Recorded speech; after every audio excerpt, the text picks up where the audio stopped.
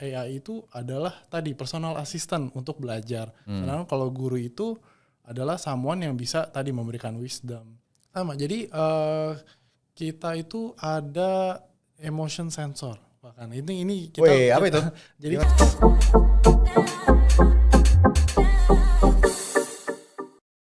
Hello everyone, welcome to We the Future. We are a podcast, sebuah podcast dari Weird Group yang akan membahas mengenai segala sesuatu yang berkaitan dengan teknologi masa depan. Di We the Future kita akan membahas tentang teknologi-teknologi seperti augmented reality, artificial intelligence, dan juga virtual reality, dengan juga yang pastinya akan masuk ke metaverse. Tentunya narasumbernya menarik-menarik, dan kali ini kita bertemu dengan seorang dari EduTech, yaitu Johan Lemarta, yaitu CTO dan co-founder dari Cakap. Hai Johan. Halo. Apa kabar? Baik. Thank you undangannya ke podcast hari ini. Sama-sama. Nah, ini Cakap ini bergerak di EduTech ya. Betul. Nah, mungkin bisa jelaskan EduTech itu sebetulnya apa sih? Benda apa sih EduTech itu? Ya, EduTech sendiri kepanjangannya dari Education Technology. Jadi kita adalah perusahaan startup yang memang membuat berbagai macam solusi di industri education. Gitu. Jadi education sendiri itu kan ada yang pendidikan yang disupport oleh teknologi, atau sebaliknya justru kita membuat teknologi untuk mensupport pendidikan. Gitu. Jadi kita membuat solusi-solusi gimana caranya membuat solusi yang scalable dan juga solve problem-problem di dunia pendidikan lah. Nah, dengan EduTech Cakap, apa inovasinya sih yang dibawa, dan apakah itu mengubah cara belajar mengajar? Oke, kalau kita ngomongin pedagogi atau cara orang mendeliver pelajaran, pastinya kan ada peran guru di situ ya. Nah, kita sih dari ideologi cara kita membangun produk, itu gimana caranya kita bisa mengempower teacher untuk mendeliver pendidikan secara lebih masif gitu. Jadi gimana caranya dengan internet yang sekarang ada, akses yang gampang dijangkau, itu kita bisa reach lebih banyak student lagi yang tadinya mungkin teacher itu cuman bisa menjangkau ya kayak tadi di dalam setup kelas, ya cuman mungkin di sekolahnya aja atau di kursusnya aja. Nah, dengan teknologi internet kita bisa buat guru-guru ini bisa menjangkau menjangkau student dari manapun gitu. Jadi kita di Cakap sendiri kita kan skill enhancement platform ya. Jadi kita itu punya banyak service dari pembelajaran bahasa asing. Jadi kita ada Inggris, Mandarin, Korea, Jepang dan sebagainya. Lalu kita juga sampai ada pendidikan training seperti public speaking, terus sampai ada pertanian, perikanan, sampai entrepreneurship. Jadi kita punya banyak sekali course yang itu di-deliver langsung dari industry expert. Gitu. Jadi itu bedanya kita mungkin sama EduTech yang bentuknya mungkin kayak benar-benar aplikasi bermain sambil belajar. Kalau kita itu benar-benar di-deliver oleh teacher. Nah, untuk teknologi sendiri, kalau tadi kan OCR itu gimana caranya murid bisa ngelihat secara detail guru itu lagi nulis apa. Nah, kalau kita mungkin udah umum banget nih ngelihat guru-guru tuh sekarang ngajarnya kalau ngajar online itu pakai video call, ada yang pakai Zoom lah, Google Meet lah gitu.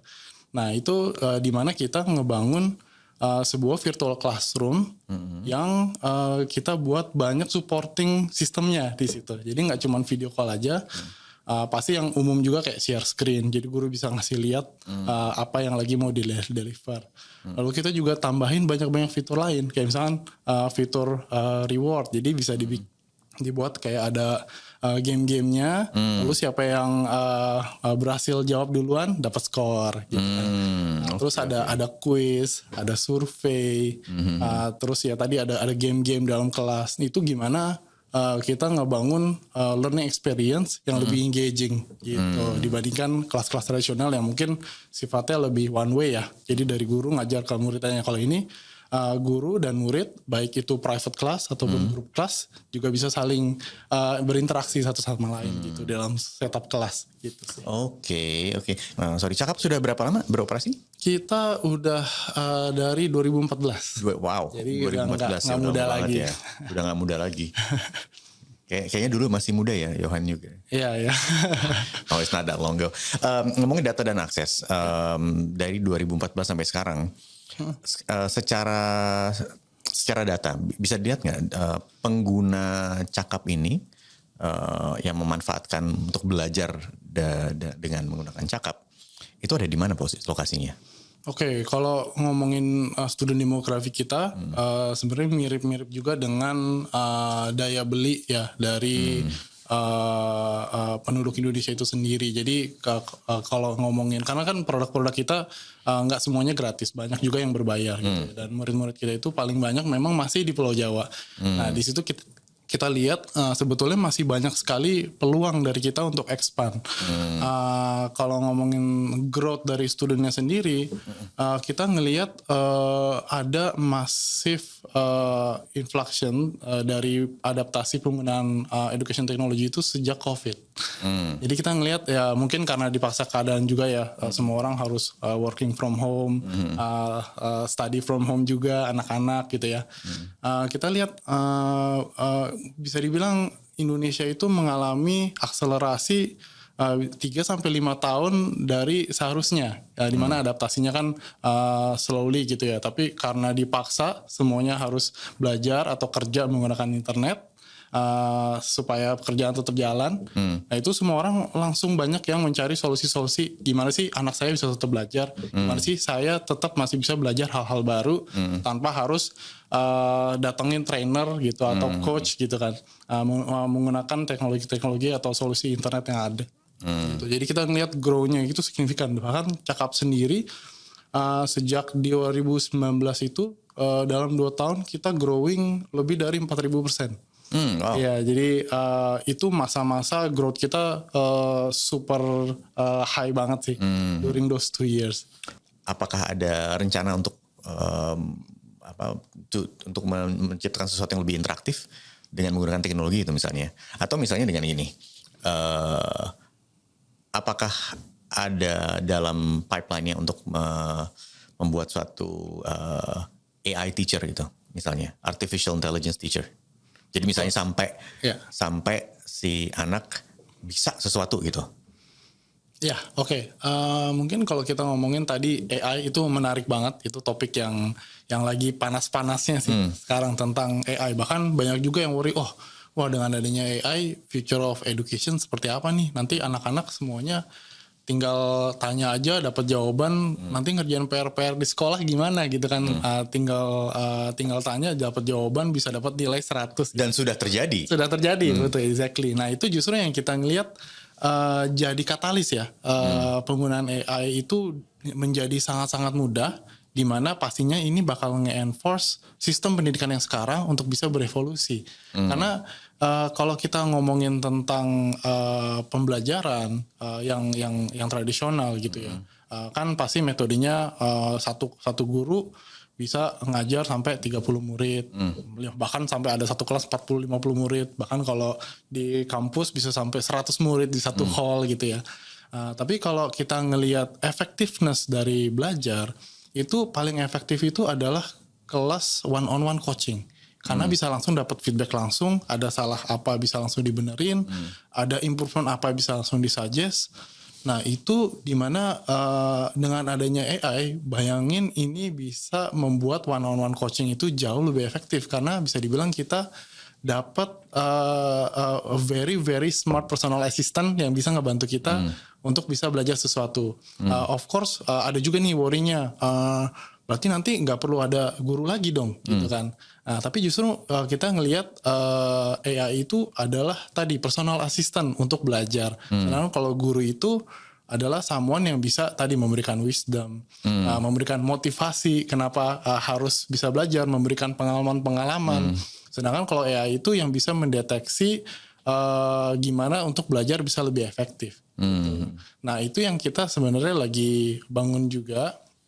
Mungkin kalau untuk mereplace teacher secara keseluruhan, tadi kita ideologinya teacher itu tetap menjadi salah satu support system dalam belajar, tapi gimana kita ngebangun AI teknologi, kita sebutnya adaptive learning. Itu yang kita lagi on development, di mana kita lihat setiap student itu kan punya learning speed yang berbeda-beda. Ada yang cepat banget bisa tinggal dikasih beberapa materi langsung encer masuk ke otak langsung ngerti gitu.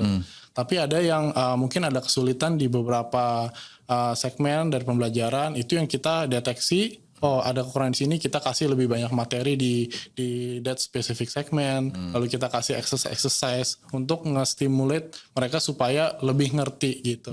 Nah, jadi kalau dari AI teknologi itu kita lagi bangun AI adaptive learning itu. Gitu. Oke, kalau dari itu kan baru itu AI ya. Betul. Kalau augmented reality, kalau nggak salah pernah juga pakai beberapa ini ya, seperti pakai ada aplikasi dari Weir juga ya, Betul. sempat ya. Bisa Kerjasama diceritakan? dengan Weir. Bisa ceritakan tentang itu? Ya, nah ini juga yang kalau menurut saya sih the future of technology juga. Kalau tadi tentang AI, ini gimana kita bring more immersive experience during learning. Jadi kalau ngomongin immersive learning itu kan pasti berhubungan tentang mixed reality atau augmented reality, virtual reality, di mana belajar ini bakal jauh lebih interaktif, jauh lebih imersif, dan bisa lebih gampang untuk di understand gitu ya dari murid itu kalau kita melihat sesuatu secara langsung. Contoh kalau AR teknologi yang waktu itu kita launching bareng sama Weir Group, itu tuh kita during virtual classroom, jadi kayak ya lagi video call gini lah ya. Waktu itu kita mungkin salah satu contohnya pembelajaran bahasa Mandarin. Nah, belajar Mandarin itu kan dibandingkan ngajarin satu persatu karakter. Nah, kita membuat visualisasi dalam bentuk 3D model. Gitu. Misalkan kita lagi belajar tentang binatang-binatang di zoo gitu.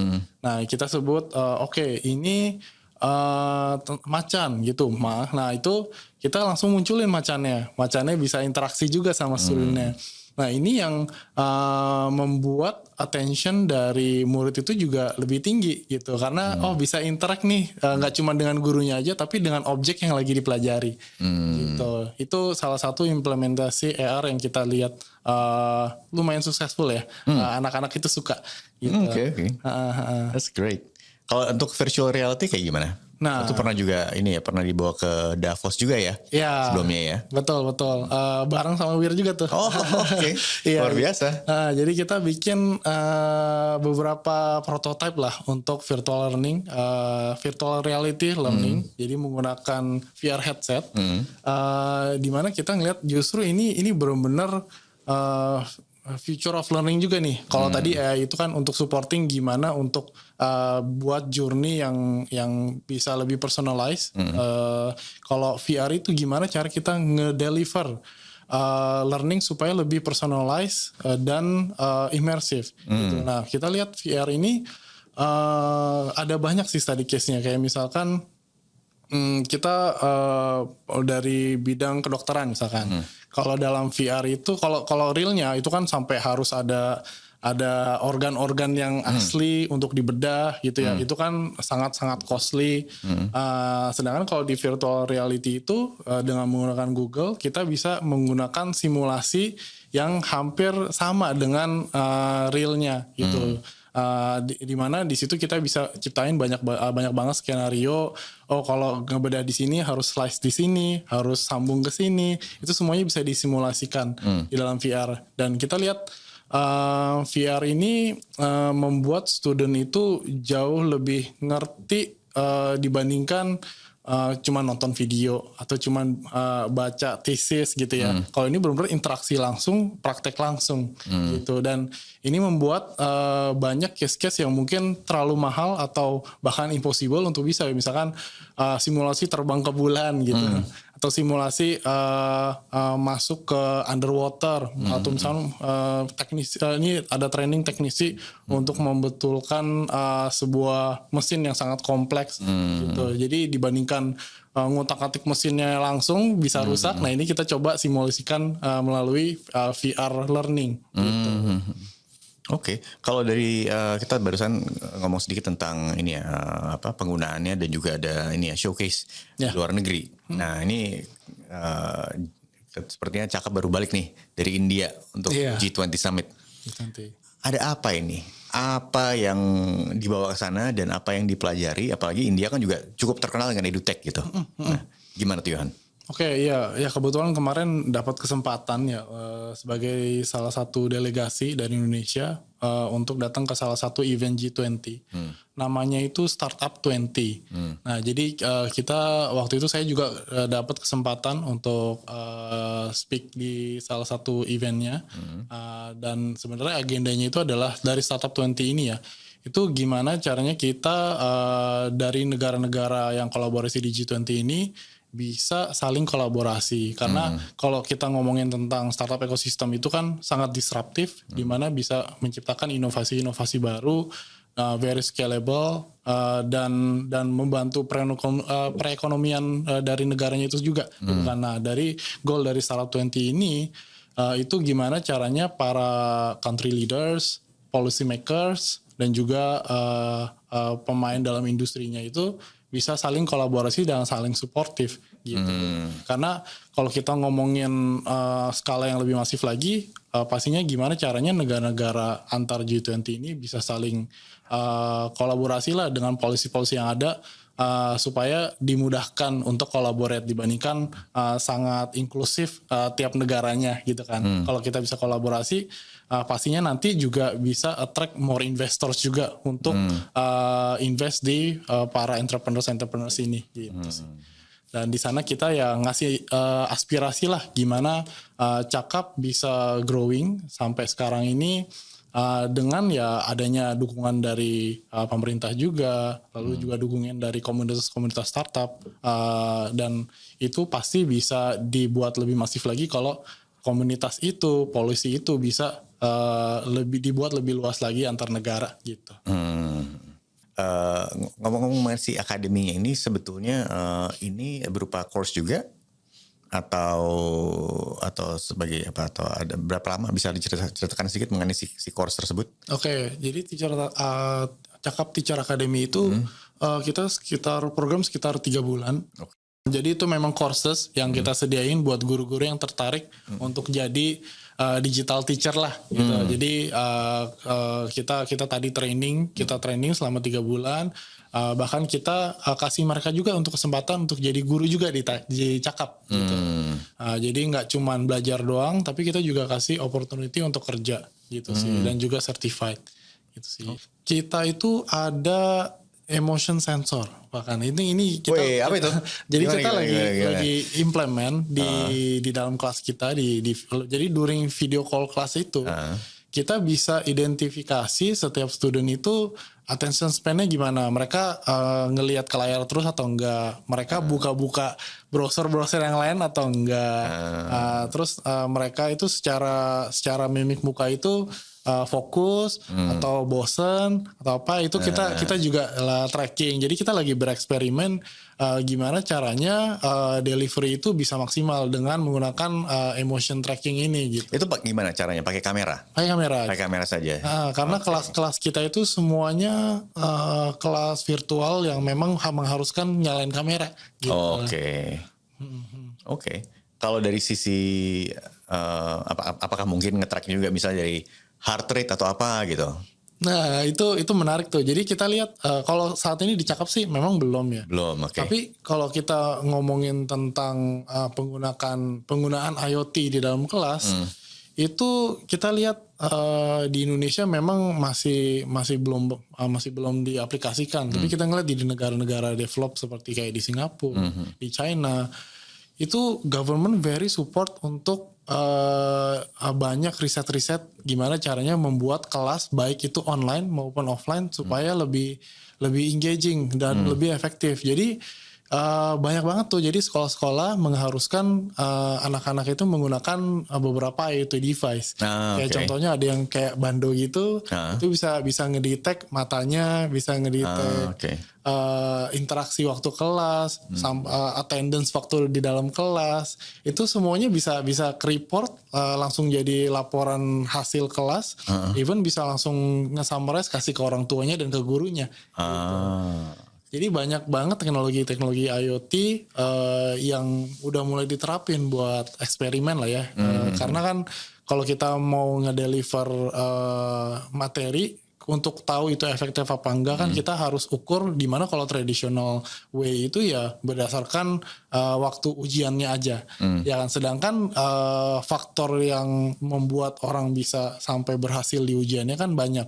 Waktu deliverynya kita harus bisa tahu seberapa efektif deliverynya. Setiap guru kan cara delivernya beda-beda. Iya. Jadi itu juga bisa memberikan feedback ke guru. Oh, kalau delivernya pakai cara yang ini tuh kurang efektif. Coba kita eksperimen pakai cara yang B. Nanti akhirnya tercipta standar baru gimana cara deliver pembelajaran supaya yang lebih efektif. Wow, it's really interesting, Johan. Oke, ini berandai-andai aja. Yeah. Tadi Johan sempat mention juga gitu tentang offline ya.